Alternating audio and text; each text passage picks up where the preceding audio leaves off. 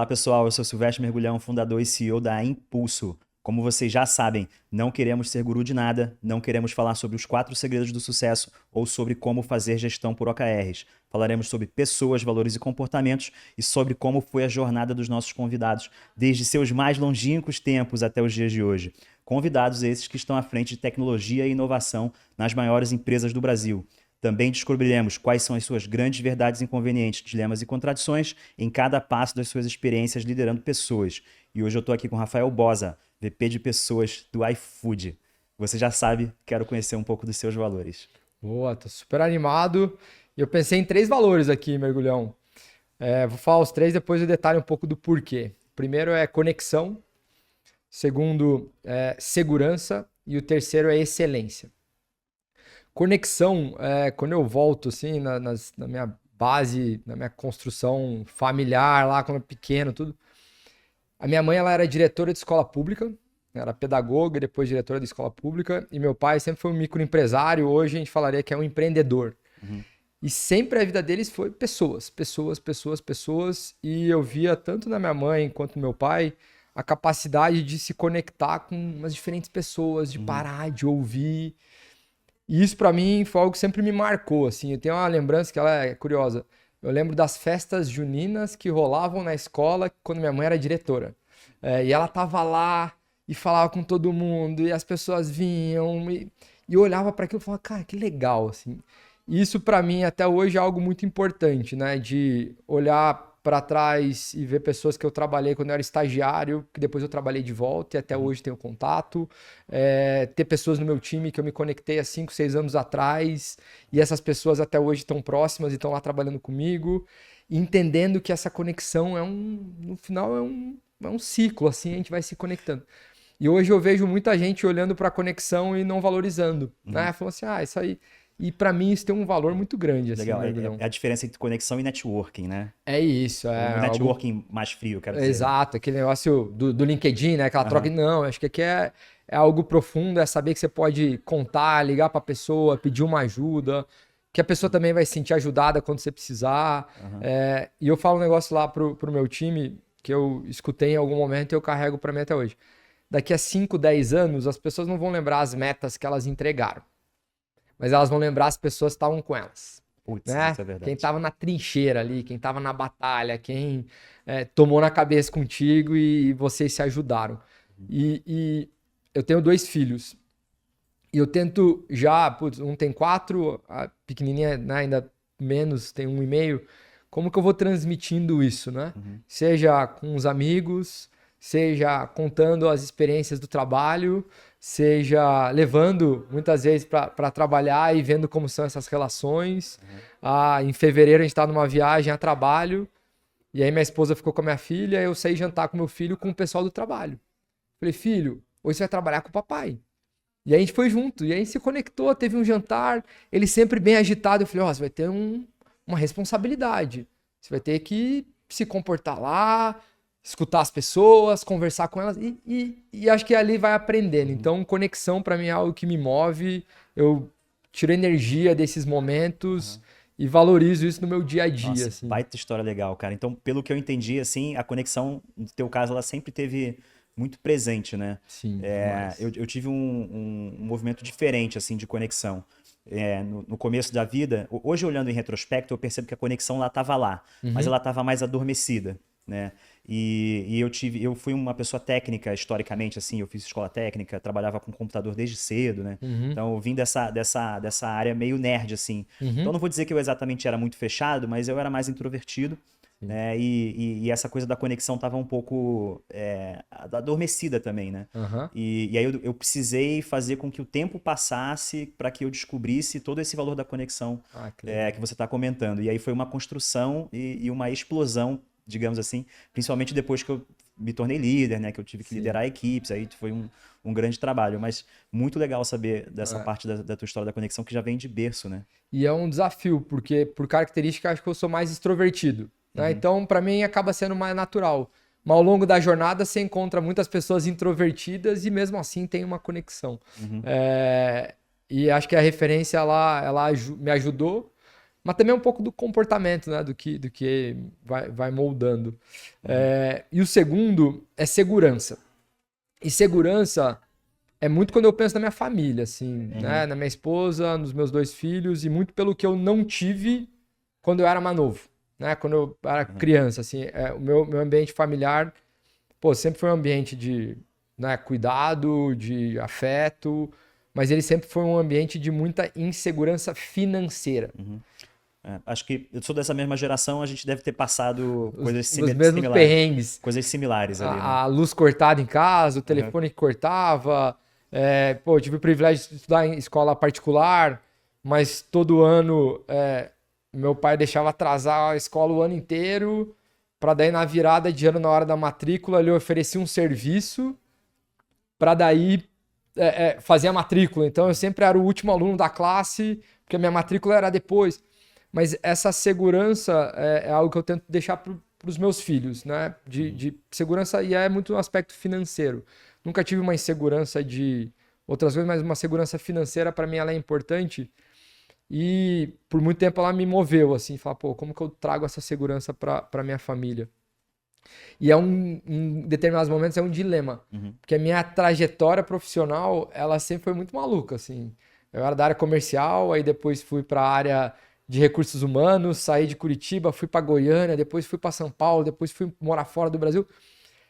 Essas mudanças que podem parecer super inseguras, essas eu lido beleza, para mim é tranquilo. Mas a segurança financeira foi algo que eu sempre me baseei. Precisa assim. de um suporte, né? Eu tive um processo similar, porque segurança também é um valor meu, assim, muito forte. Ah, que legal. E como no meu caso, assim como seu pai, eu sou empreendedor, né? Dessa galera, né? Eu tive muita instabilidade financeira por um período, né? Porque a empresa teve altos e baixos, né? Coisa que acabou ficando no passado. Hoje a gente tem uma empresa muito mais estável, né? Mas no passado tivemos muitos altos e baixos, né? Imagina, 15 anos de história. Hoje em dia a gente já passou por uma meia dúzia de crises, pelo menos, algumas causadas por ambiente externo, né? Outras causadas por nós próprios, assim, pela nossa própria incompetência, mas enfim. E aí, somando tudo isso, já deve ter passado uma meia dúzia, pelo menos, de crise, né? E aí eu ficava assim, caraca, sem saber se eu ia ter dinheiro no mês seguinte para pagar a escola da minha filha, né? Então essa questão da escassez, né, que a gente viveu numa geração atrás, né, quando a gente era o filho e nossos pais passaram por esse ambiente de escassez, eu ficava com isso na cabeça, acreditando que poderia acontecer.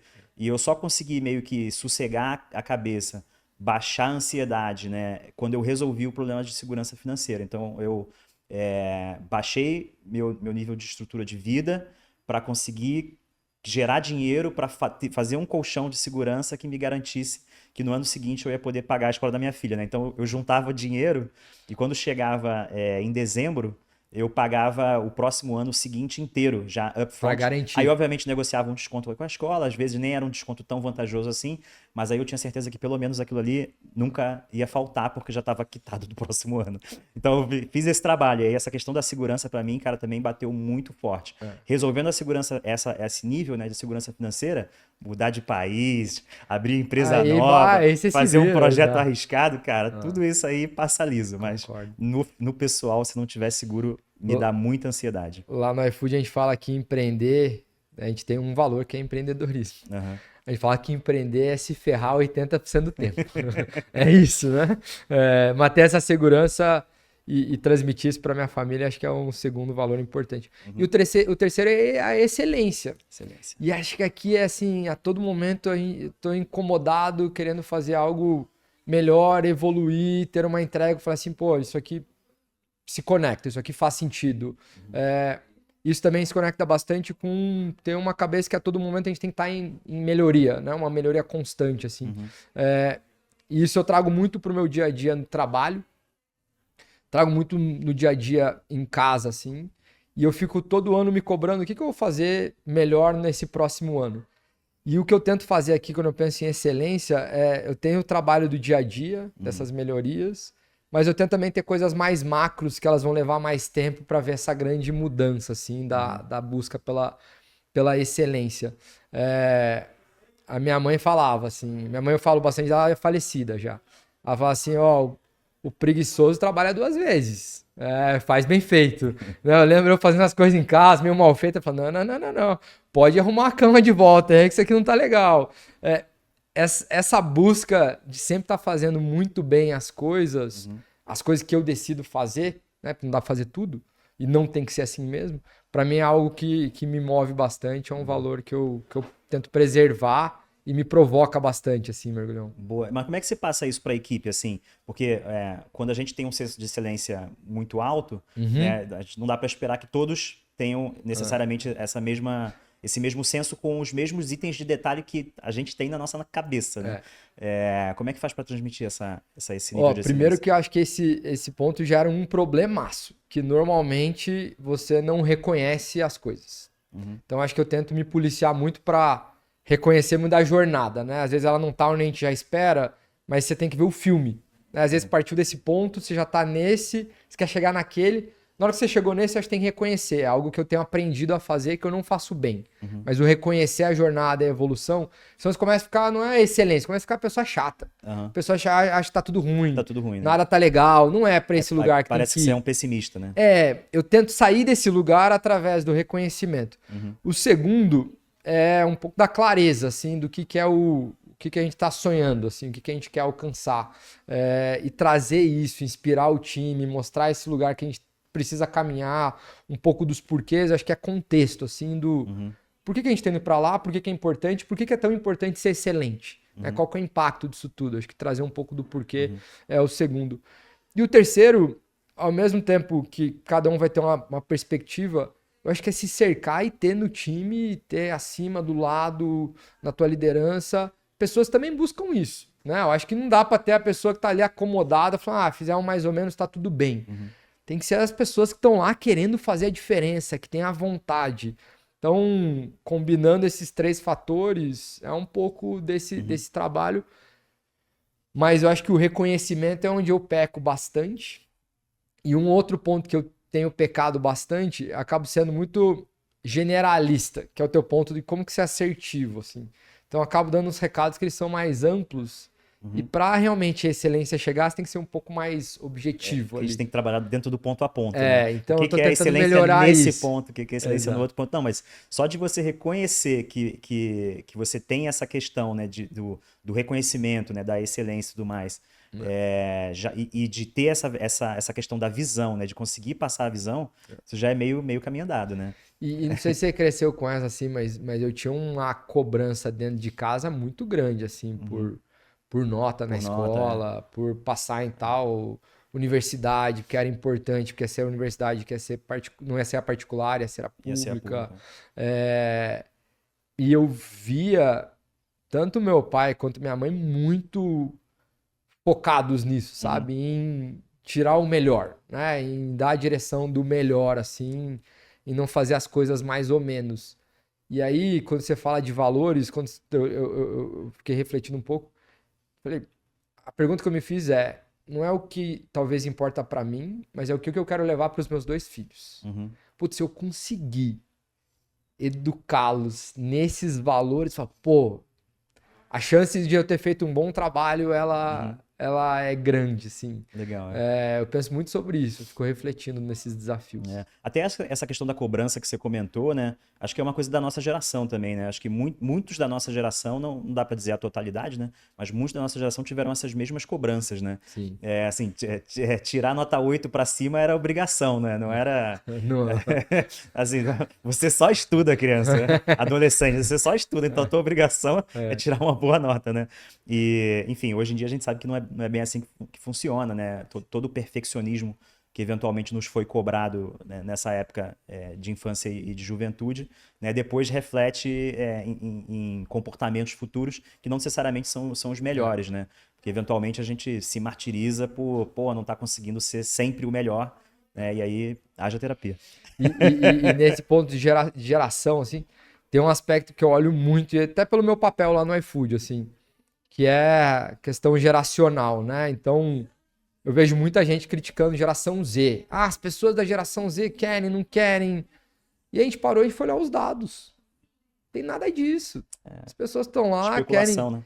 querem entregar resultado, querem sim ter um ambiente legal para trabalhar, porra, quem não quer, querem ter uma liderança que cuida e desafia, querem ter um propósito, pô, por que eu tô fazendo isso?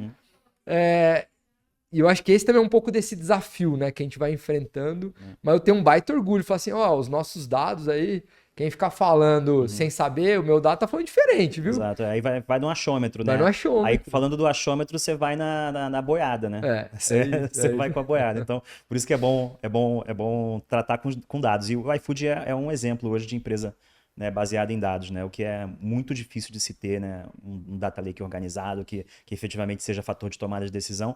E esse, inclusive, para quem é empreendedor, né? E no iFood eu vou entender que muitos de vocês são empreendedores, né? Entre empreendedores lá dentro. Vale também uma máxima, né? Que é assim, cara, se a gente não tem dados, aí você acaba indo com a intuição. E a intuição nem sempre está certa, né? Perfeito. É como a gente pensa lá e deu muito trabalho organizar, segue dando muito trabalho organizar toda esse data lake, mas o output ele é muito positivo, né? O que a gente consegue tomar de decisão, trazer a inteligência artificial, mas o principal fator para mim é a forma de pensar, é a máxima, assim, pô, se não tiver o dado embasando essa decisão, vai ser muito mais difícil a gente caminhar por aqui. Exato. E aí você vai eventualmente tomar decisões erradas sobre a geração Z e companhia. Vai ficar falando as abobrinhas. Exatamente, Agora vamos lá. Você costuma fazer coisas novas pela primeira vez? Eu costumo, mas nada extremo. Eu acho que a paternidade para mim é algo que todo dia tem um ensinamento novo, assim, todo dia, seja numa volta da escola, numa conversa, numa pergunta que meu filho me faz, eu falo assim, como que eu vou responder isso, assim, sabe? Isso para mim é algo que eu tenho estudado e lido muito, assim. Se eu olhar os meus últimos 3 anos de leitura, os 30% dos livros foram voltados para aprender a ser pai. Isso para mim é a coisa mais nova que eu tenho dedicado a minha energia. Porque eu acho que eu também faço os meus paralelos na minha relação como líder, como a pessoa tá lá no iFood, aprendendo. E aí eu acho que tem um lado de... Eu nunca fui ótimo. Putz, jogava bola, jogava mal. Eu ia na escola, putz, eu era um bom aluno, mas não era o aluno. E aí o novo sempre me provocou a falar, pô, deixa eu entender um pouco mais disso. E aí vai dando mais amplitude, assim, de temas. E nesse lugar do novo, eu tive um momento que eu tava zero no novo. Zero. Trabalhei durante 7 anos numa ferrovia. E lá por volta do meu 5º ano nessa ferrovia, eu recebi um dos feedbacks mais difíceis que eu tive. E o resumo do feedback era, você não tá aprendendo nada novo. E aí aquele líder na época, ele falou assim, vamos fazer um plano para você aprender coisas novas? Olha que legal. Assim. Você teve um cara que te pescou ali. Me pescou. Eu acho que se ele não tivesse me pescado ali, eu ia manter nada novo e isso eu acho que não ia me ajudar. E o que foi o novo lá naquela época? Estudar inglês. Não tinha um inglês bom, não tinha viajado, não tinha feito intercâmbio, não tinha condição para isso. Eu tinha feito administração, não era bom em finanças. Pô, vai estudar finanças. Fiz uma pós focado em finanças, nas matérias de finanças. Não conhecia do mundo. Falei assim, putz, vai tirar 30 dias de férias? Tira 30 dias para você viajar, sabe?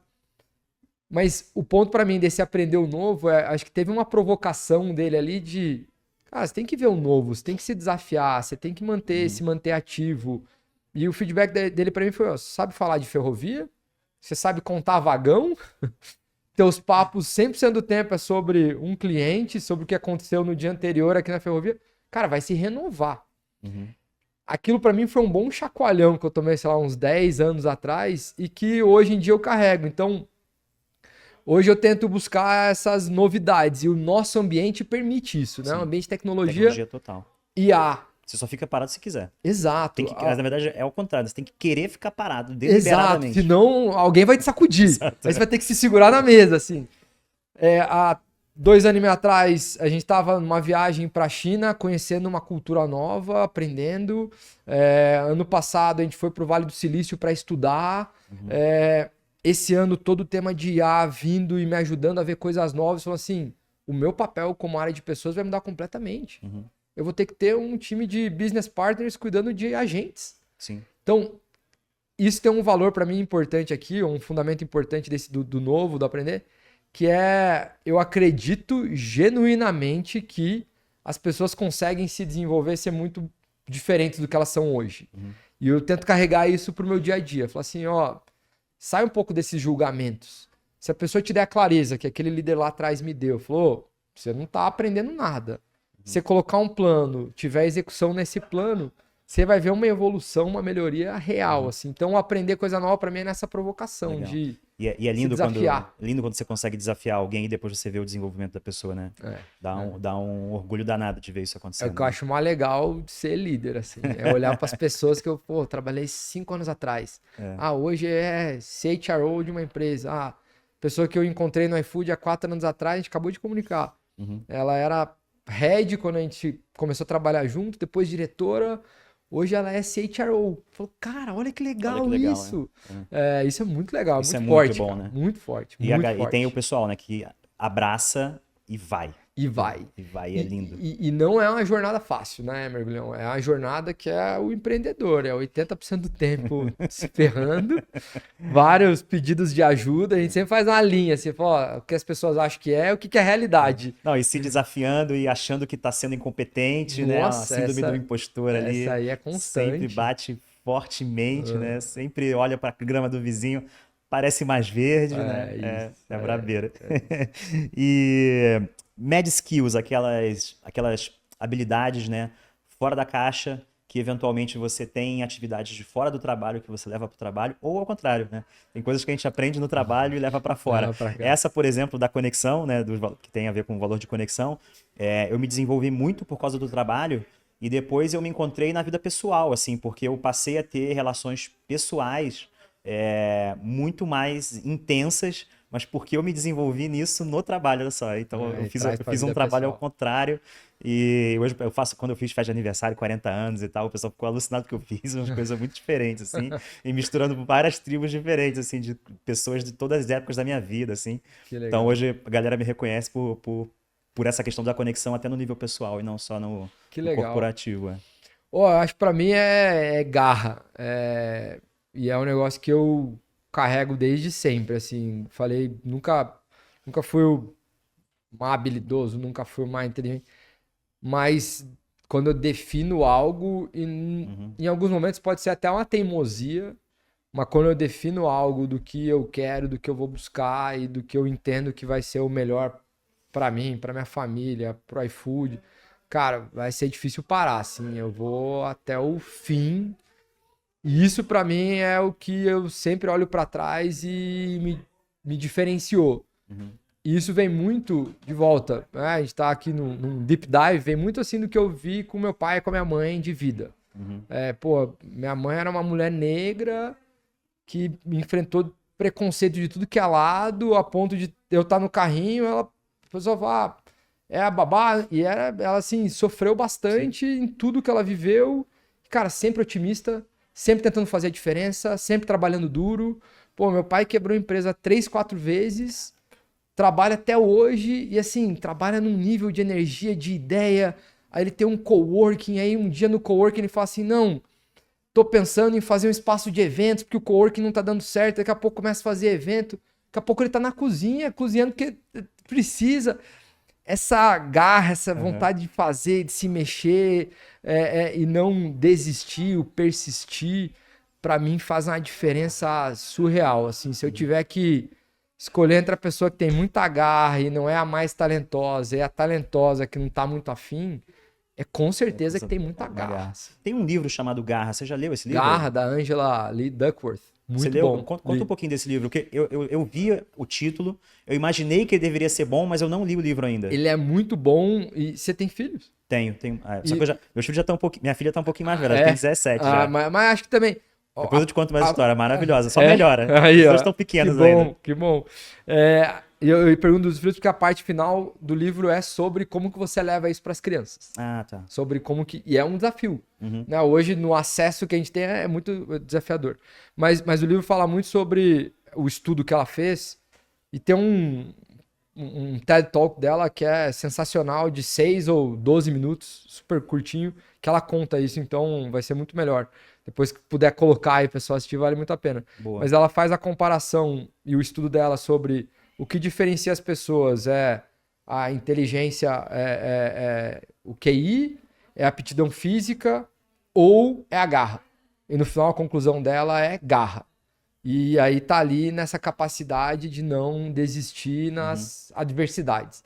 O desafio, eu acho que aqui do dia a dia da garra é que momento que é garra e que momento é teimosia.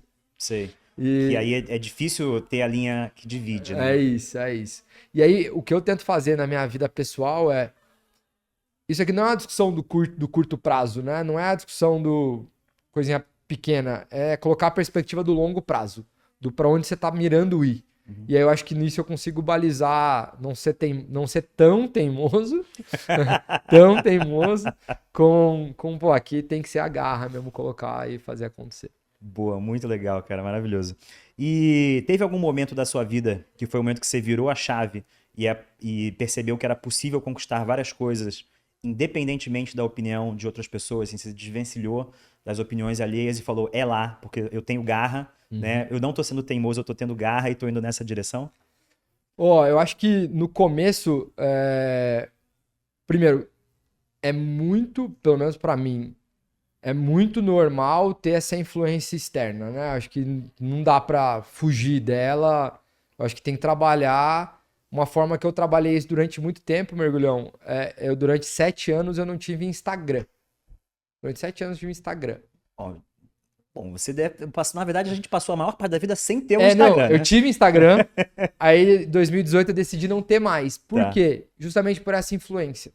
Eu olhava muito no outro, sabe? Ah, entendi. Tava te prejudicando. E isso me ajuda, tá? Engraçado isso, porque muita gente, né, inclusive é meio que senso comum hoje, pessoas falam, né, que a rede social prejudica, né, as pessoas, porque elas ficam mirando na vida dos outros e tal. Eu me divirto. Eu entro lá, vejo memes, compartilho memes com os meus amigos, assim, tipo, zero relação tóxica com as mídias sociais, só diversão. Mas eu tive que ressignificar. Mas hoje em dia, mas eu entendo que tem muita gente que... E eu voltei pro Instagram agora e ressignifiquei isso, justamente nesse lugar. Falei, pô, esse aqui é um lugar divertido para trocar ideia, para compartilhar ideia. Mas por que eu trago esse exemplo? Porque eu acho que sempre vai ter uma influência. E para mim, o ponto de... Não virada, mas um ponto importante na minha vida foi... Eu cresci muito nesse lugar onde eu tinha minha mãe como professor de escola pública.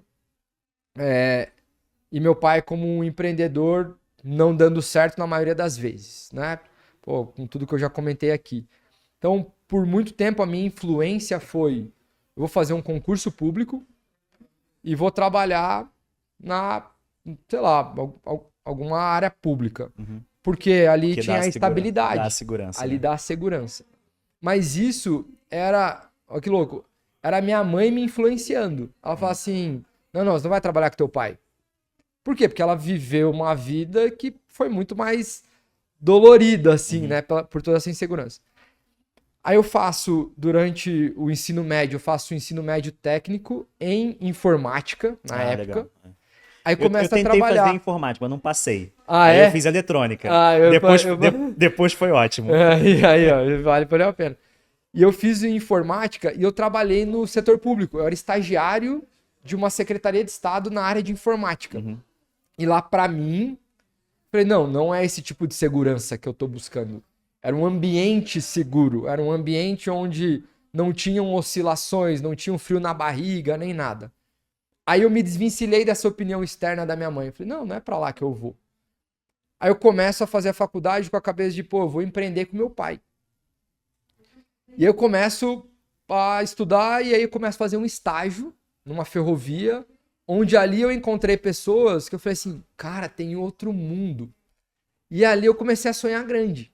E ali eu me desvencilhei de um monte de ideia que o passado ia carregando e comecei a olhar pra frente. Então acho que o grande ponto pra mim aqui talvez seja menos por essa influência e mais por uma capacidade, por uma virada de chave de vou olhar pra frente, vou sonhar grande.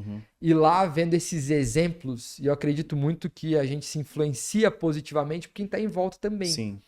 Aquelas pessoas me influenciaram muito positivamente, falaram assim, cara, dá pra sonhar grande.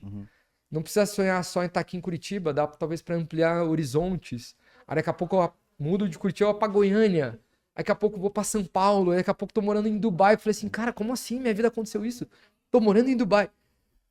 final do dia, o olhar pra frente é o que me ajuda.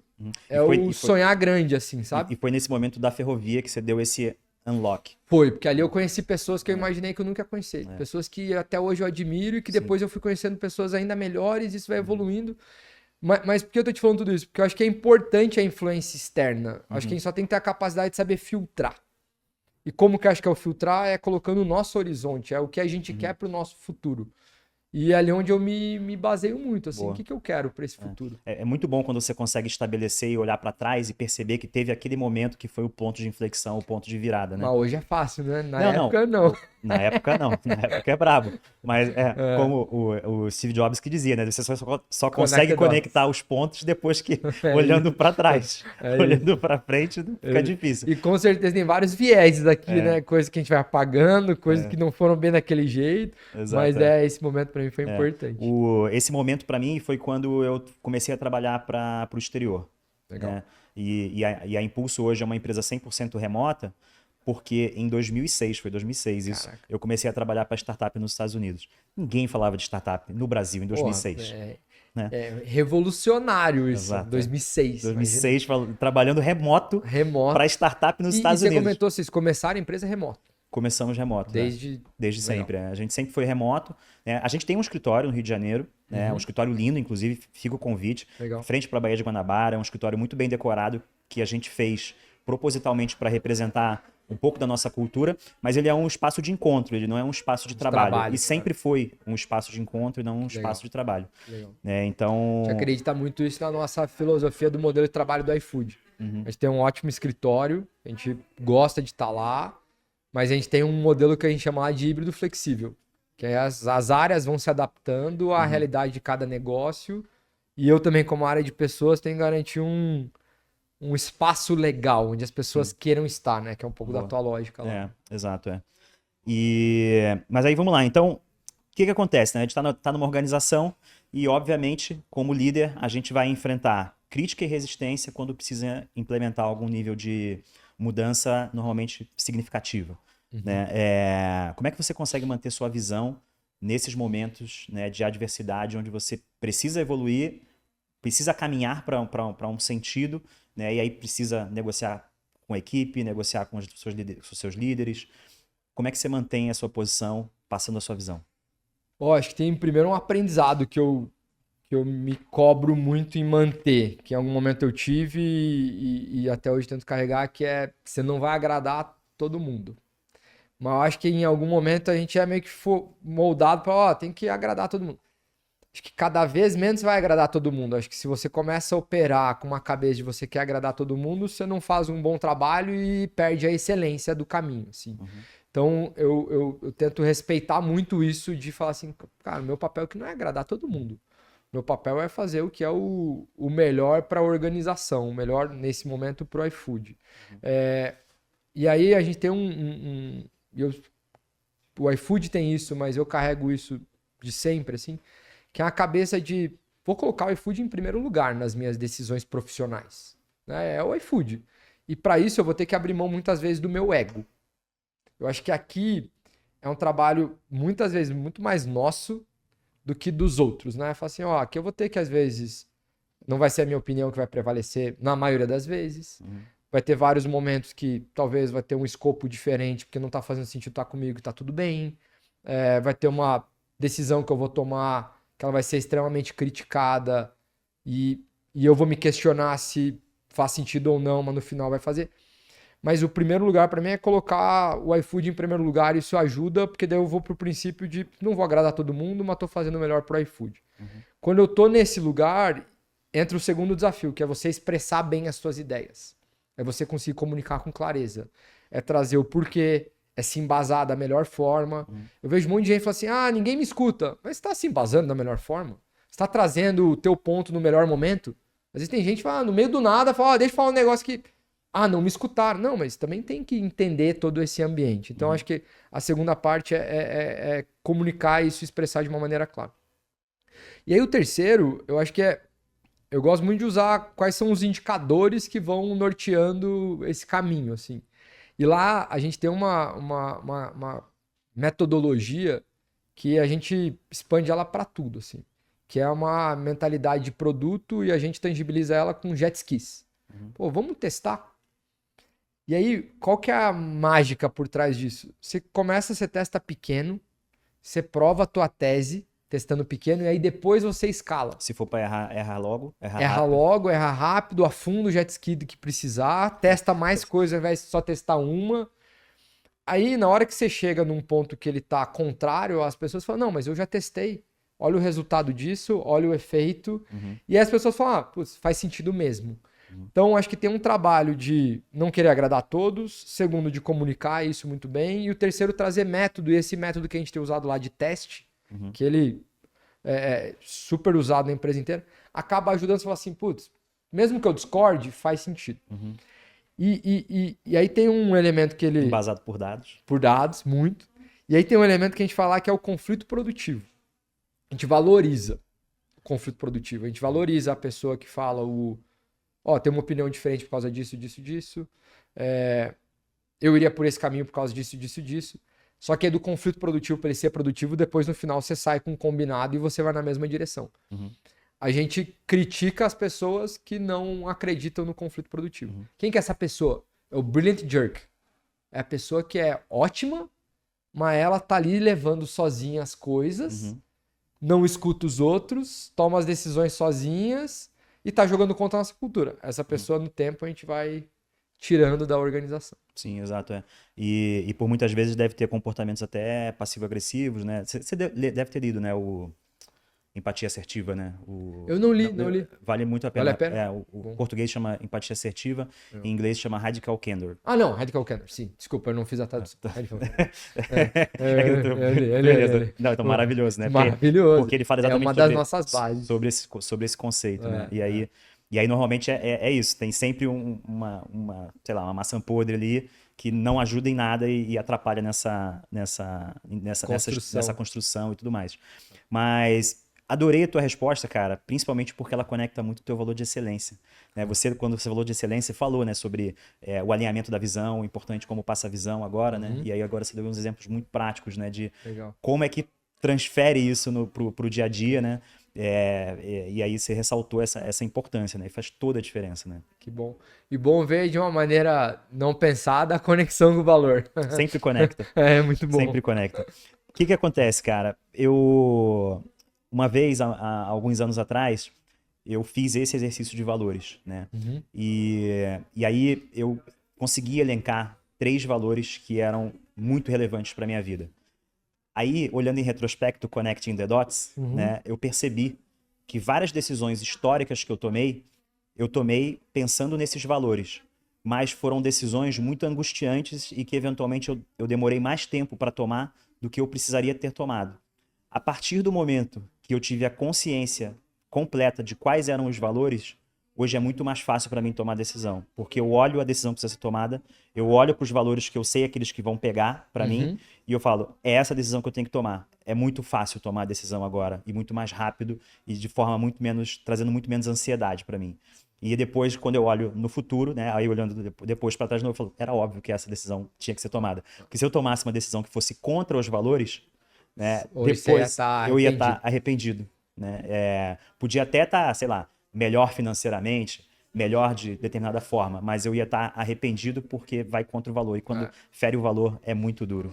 E por isso que eu acho que é importante, e não sei na tua história, mas eu demorei para entender quais eram os meus valores, né? Acho que esse exercício de autoconhecimento é importante, né? Então, quanto antes na nossa vida pessoal, profissional, a gente começa... E eles talvez vão ter uns ajustes, alguma coisa, mas a base deles dificilmente vai mudar. Então, se a gente puder levar alguma coisa para as pessoas, esse exercício que você me provocou a fazer aqui pelo papo, eu acho que é super válido fazer vários, né, já no começo ali da jornada profissional. Mas a gente demora, cara. Porque precisa de maturidade, precisa do tempo passar, precisa ter rodagem, precisa ter quilometragem.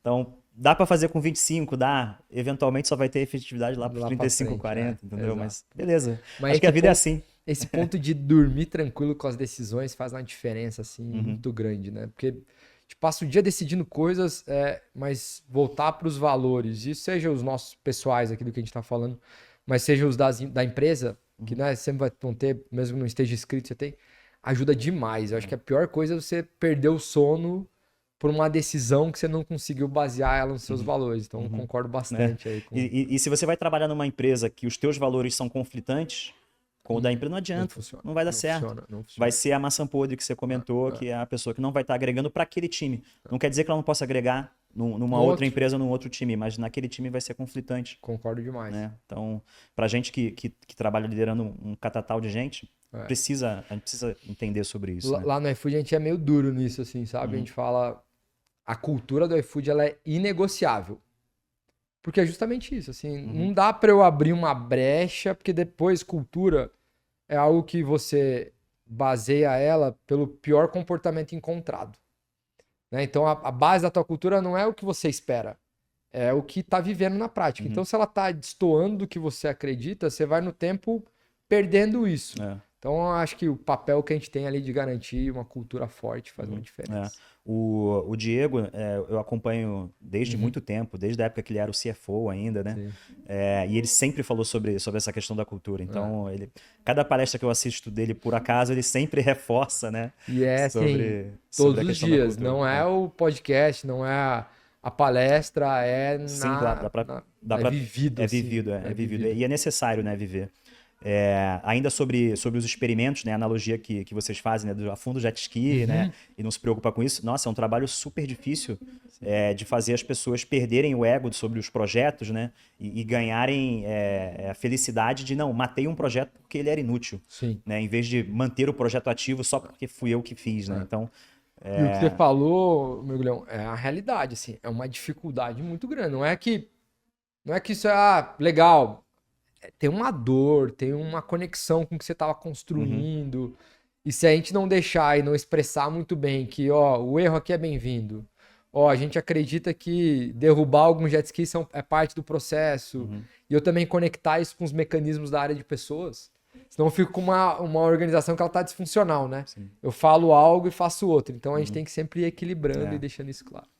E mais cedo a gente falou sobre, você comentou inclusive sobre a geração Z, né? O quanto que os teus dados mostram coisas diferentes do senso comum, né, que é falado sobre a geração Z. E aí sobre as ofertas, falando sobre a oferta de profissionais, né, no mercado, falando de tech, mas não só de tech. Afinal, você vê de pessoas de uma empresa que faz tudo, inclusive tech. Né?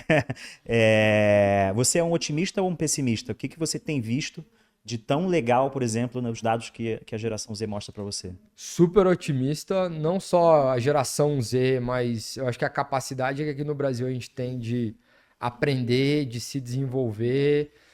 A gente tem construído e desenvolvido muita coisa legal no iFood que está tomando o mundo pela Prosus, que é o nosso investidor. A gente vê a trajetória de pessoas lá. Pô, que você olha a pessoa, entrou há 6, 7 anos no iFood, analista ou uma dev, depois uma liderança, depois uma head, depois uma diretora. Essa evolução, acho que ela é muito positiva. Isso a gente traduz em números, assim. Hoje, o que a gente chama lá de alta liderança, que são cadeiras de gerente sênior para cima, a média é de 4 anos. Aí você fala, pô, 4 anos. Só que entraram 100 pessoas nos últimos 15 meses. Pô, se eu tenho uma média de 4 anos de um grupo de 300 pessoas, 100 entraram nos últimos 12 meses por novas posições que a gente aumentou, as pessoas estão ficando lá há bastante tempo. Então, o nosso otimismo, o meu otimismo lá, tem propósito, tem um negócio de muito impacto e tem a nossa cultura aqui, Brasil, cara, a galera que tem garra, né? Eu falo aqui da minha garra, mas a gente é um povo com garra, que aprende, que se desenvolve, que se incomoda e fala assim, eu vou fazer diferença. Então eu sou muito otimista e os dados mostram isso pra gente. Seja o crescimento do iFood, seja uma pesquisa interna de engajamento, seja um programa de estágio que a gente colocou na rua. Em 20 dias ele é focado para IA. A gente chamou ele de Gen AI. Terminou esses dias. É um programa que tem 20 mil pessoas inscritas. Caraca. Porra, em 20 dias, cara. Então a galera quer fazer diferença, assim. Então eu sou um baita otimista. E olho para o futuro, não sei o que vai acontecer. Mas sei que vai ser legal, cara. Vai ser divertido. Tá difícil de imaginar o que vai ser, né?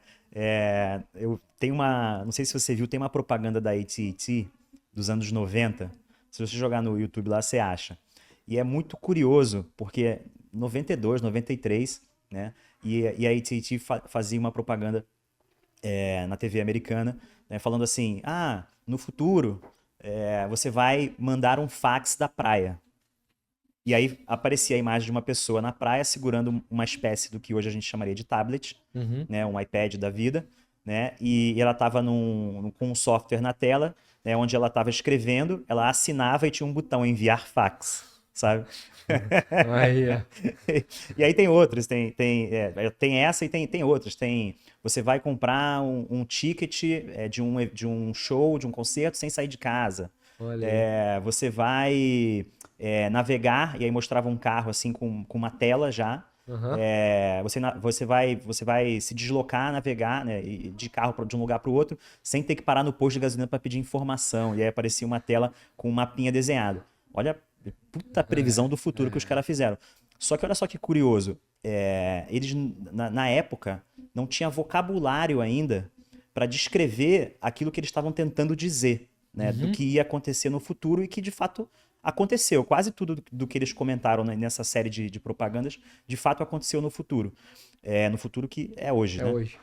E eu acho que a gente está nesse momento em relação à IA, que a gente não tem nem vocabulário para descrever como o futuro vai ser, e ele está tão incerto que a gente não consegue ter essa visão, né? As coisas vão acontecendo com o desenrolar das coisas, né? E a cada passo, né, uma nova gama de oportunidades acontece, né? Então, um pouco de futurologia aqui que não sabemos o que vai acontecer, mas acho que vai ser maneiro. Vai ser maneiro. E aí volta para tua primeira pergunta. Tem que ter o valor forte, né? Pensando em filhos, pensando em futuro. Porque a gente não sabe o que vai acontecer. Acho que para mim, você foi falando, eu fui lembrando dos Jetsons, né? Tipo, tudo que tá lá, você fala, cara, tá rolando assim. E a gente tá conversando exatamente sobre isso. Tem várias coisas que a gente não sabe nem o nome que a gente vai dar ainda. Exato, não sabe o tá nome que a gente vai dar, né? rolando, só que tudo numa velocidade muito rápida. Mas vai ser legal. Vai ser legal. Vai ter os seus pontos de desafio. Vai ter um monte de coisa que não vai ser fácil. Tem que a gente fala de reskilling, tem um upskilling necessário, tem que se conectar rápido. Acho que a questão de tempo agora e sempre foi um ativo muito importante, mas a velocidade de absorver tudo isso para ir empilhando o conhecimento, ela é chave nesse momento. Assim. Exato. A educação tem um papel-chave nisso. A gente sabe que o Brasil tem desafios nessa área, né? E não vai ter jeito. Como já acontece hoje, parte da solução disso vai passar pelas empresas, é o trabalho que vocês estão, inclusive, se propondo a fazer aí, né? E aí, tirando as partes técnicas, as perguntas técnicas, quais são as perguntas que você gosta de fazer numa entrevista, né? O que você quer descobrir, né, sobre um profissional que vai fazer parte da tua equipe? Boa. Primeiro eu tento entender o que aquela pessoa já fez de diferente, assim, da média. O que diferencia ela, o que é a história que ela consegue contar, que ela fala assim, isso aqui eu fiz e foi diferente. Porque eu acho que as pessoas que buscam essa diferença vai se conectar muito com o meu ponto lá, talvez, da excelência, do que a gente fala do sonhar grande. Um segundo aspecto, eu me preocupo muito em como que é o modus operandi da pessoa. Então eu peço muito para a pessoa descrever. Pô, me conta aí, como que você trabalha com o teu time? Como que você fala de ter uma conversa difícil? Como que você fala sobre desenvolvimento com o seu time? Quando você tem um conflito, como que você lida com esse conflito? Eu acho que sair daquele amplo para daí trazer alguns exemplos e a pessoa ir contando. E aí, para mim, o principal ponto em qualquer entrevista é ir capturando essas nuances, sabe? Do que a pessoa tá trazendo que ela ali não tá tão explícita. E aí, por fim, aí não é pergunta, mas para mim é muito importante, independente da forma como a pessoa foi abordada ou não, se foi a gente, se não foi, é o entendimento e a vontade que ela quer de estar lá. O iFood e as outras empresas que eu também trabalhei não são lugares, eu acho que você deve olhar para Impulso da mesma forma, que você fala assim, dá para estar aqui mais ou menos. Tem que estar lá. E eu acho que a entrevista, mesmo sendo um processo de conhecimento, às vezes a pessoa não tá ainda, uau, quero tá, mas ela tá curiosa, ela tá buscando. E aí tem algo que eu faço para isso. Eu sempre deixo, eu tenho 1 hora de entrevista, eu vou deixar 15 minutos para as perguntas da pessoa. Perfeito. Acabou a entrevista para mim ou o processo, quando aquela pessoa não tem nenhuma pergunta.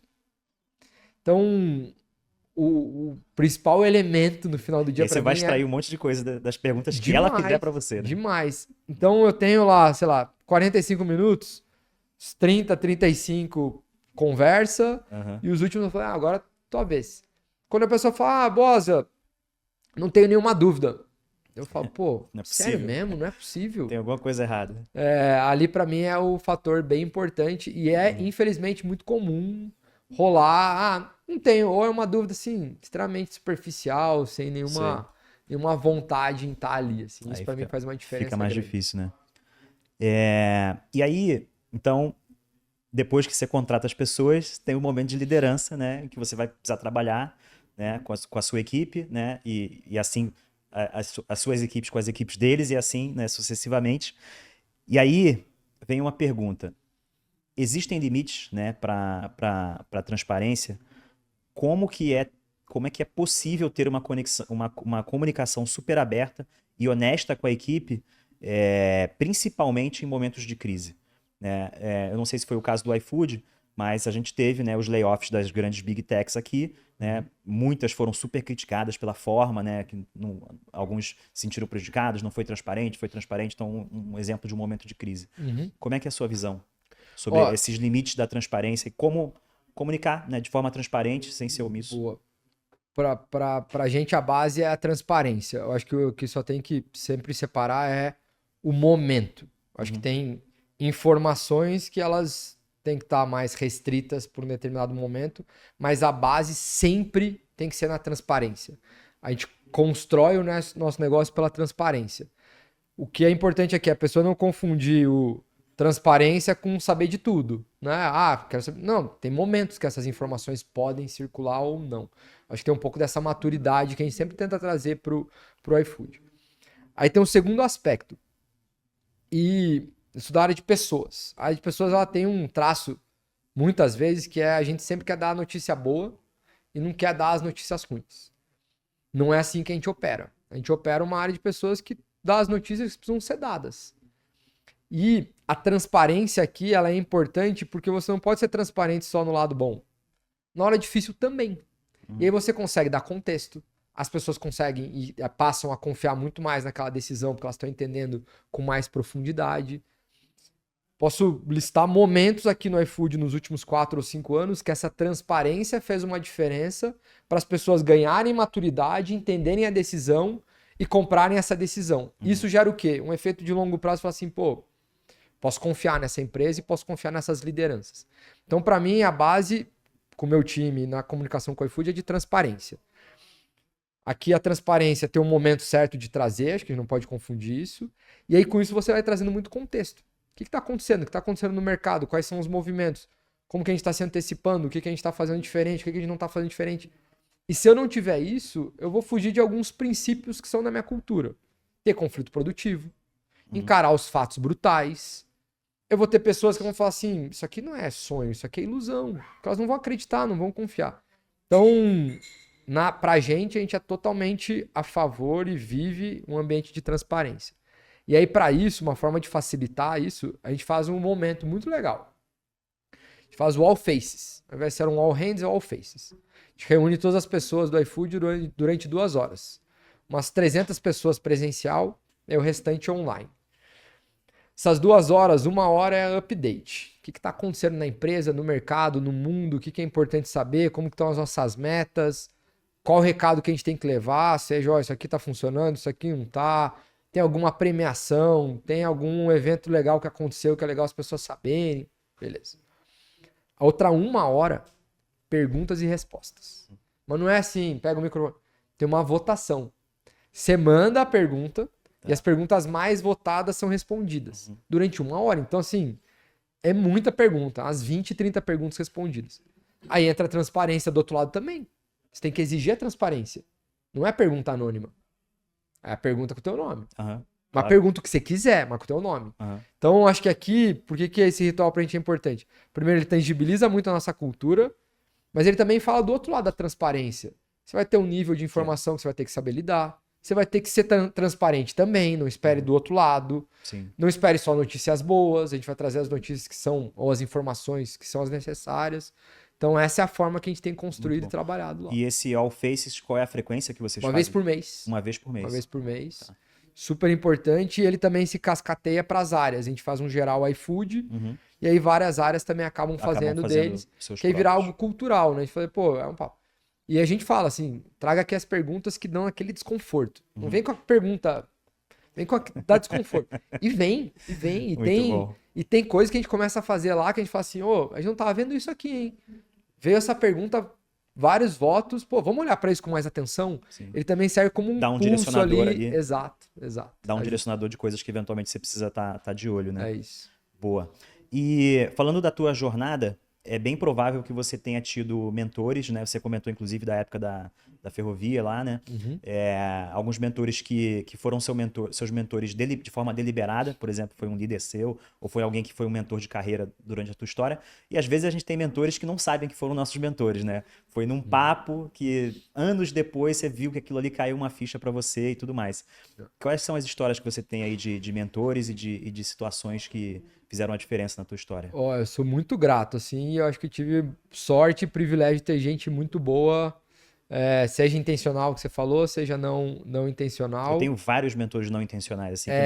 Que a pessoa alguns que nunca nem me encontraram pessoalmente. E te digo que tem muita gente, muito não, mas tenho exemplos de pessoas que, na época, eu tenho um bem específico, assim, eu fiquei 2 anos e meio fora do Brasil. Fiquei baseado em Dubai, eu olhava pessoas para Oriente Médio e África da Kraft Heinz, que faz ketchup. E lá, durante esses 2 anos e meio, durante quase 2 anos, eu tinha uma liderança que a gente não batia o santo, sabe? Não conectou. E ela pensava de uma forma, eu de outra. E eu, durante muito tempo, culpava ela. Assim, ela não faz isso, ela não faz aquilo, não faz isso, não faz... É fácil botar a culpa no outro, né? Cara, os ensinamentos que eu tive com ela, sem ela saber, de eu olhar e falar assim, cara, o problema sou eu. Eu que tô com meu ego inflado, eu que tô esperando algo que não vai vir, que eu que tenho que tomar atitude. E eu tive um momento de virada com ela que pra mim foi muito marcante, assim. A gente tava, a operação, a base era Dubai e a gente olhava o Oriente Médio. Então a gente ia muito pro Egito. E o Egito, Dubai até Cairo, são 4 horas de voo. As paradas que eu olho pra trás hoje e falo assim, cara, eu vivi isso, que loucura. E eu tinha um voo com ela. Só que eu tava num outro lugar. Ela tava lá num lugar e eu tava em outro lugar do avião. Falei, pô, preciso conversar com ela. Aí foram 4 horas. Eu pedi pra pessoa pra trocar. Deu um jeito lá, né? E aí a gente sentou, e aí a gente foi conversando. E ali pra mim foi uma aula de, pô, tô errando e eu tô errando em muitas coisas. Ela me falou, Boza, a forma como você comunica pra mim não é clara. Pra mim tem vários momentos que eu acho que você tá jogando contra.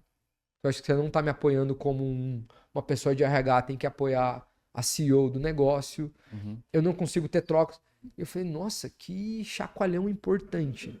Então, por que eu trago esse exemplo assim? Ela era uma liderança, mas porque tem um outro lado que eu acho que muitas vezes a gente fica assim, não, porque o problema é o outro. Ali pra mim foi uma aula de que a maioria das vezes tá com a gente e ela não intencionalmente me ensinou várias coisas ali que talvez a liderança mais próxima não teria ensinado. E eu acho que a todo momento tá olhando e sendo atento a isso ajuda muito. Um outro exemplo, quando eu tava na Heinz no Brasil, uma das pessoas que mais me ajudou a entender RH, pessoas, o meu papel, era uma pessoa que tinha 20 anos de fábrica e tocava a nossa ponto da fábrica, o ponto. Por ali, por ela, passavam todas as pessoas todos os dias, conhecia a fábrica de ponta a ponta, tinha uma humildade gigante.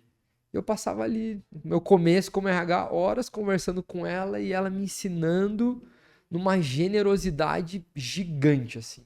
Então, acho que esses 2 exemplos, para mim, eles são muito marcantes. Vem sem parar para pensar muito porque me ajudaram muito em situações bem diferentes. Muito bom, cara. O primeiro exemplo, para mim, ele é especialmente marcante também, porque você se predispôs, né, a ir conversar com alguém que era o seu líder, né, para tentar buscar a solução de algo que você percebeu que não estava funcionando, né? E eu acho isso muito interessante porque é muito comum, né, o liderado esperar que necessariamente o líder consiga perceber e trazer tudo. E nem sempre isso é possível, né? É muito comum, é muito, na verdade, necessário, do meu ponto de vista, que o liderado tenha essa percepção e consiga acessar para cima também, e não só esperar que venha de cima para baixo, né? Então, Era essa a minha expectativa. Até ter esse papo, era, pô, o problema é ela. Ela tem que vir falar comigo, ela não sei o quê. Exato. Esse correr atrás, eu acho que é importante. Exato. E aí é óbvio, né? A pessoa tem que se demonstrar aberta e tem que conseguir depois corresponder, mas é muito importante salientar isso, né? Também é esperado que venha de baixo para cima. Demais. Né? Também demais. é esperado isso. E, cara, o papo foi incrível e eu quero te fazer uma pergunta especial. Boa. Quem que você acha brilhante que tem que vir aqui bater esse papo comigo? Vou te dar um desafio. Tem uma pessoa que eu admiro demais, mas fala muito pouco externamente. Bora. O nome dele é Flávio Steck. Steck é o CTO do iFood, tá no grupo há 21 anos. Muito legal. Mas já te deixo um desafio. Acho que ele nunca participou de um podcast, não tem LinkedIn, mas é uma pessoa incrível, uma humildade gigante e a pessoa que eu trabalhei que tem a melhor visão sistêmica, assim, e conhece muito de tecnologia, de pessoas e tá toda hora buscando excelência, assim. Então acho que é um bom Muito cara. bom. Tento ajudar nesse desafio, mas já coloco que é um bom desafio pra gente. Não estaria aí há 21 anos se não fosse excelente e muito bom em gestão de pessoas. Desafio aceito, né? A gente vai te procurar. Olha aí, Steca, vamos te encontrar aí, cara. Vem pra cá.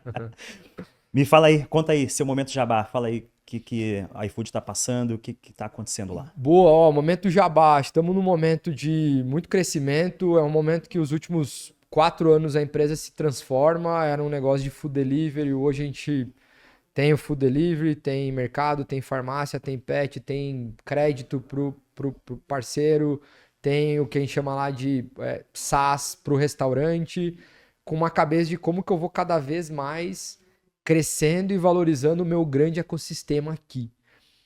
Com um lado muito importante, uma tecnologia que é brasileira, construída por brasileiros aqui no Brasil, impulsionando esse nosso país, assim, a gente tem muito orgulho disso, assim.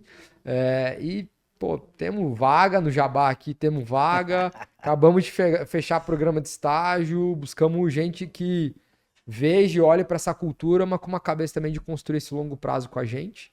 E um Jabá mais pessoal, eu fiquei 7 anos sem Instagram e voltei pro Instagram recentemente.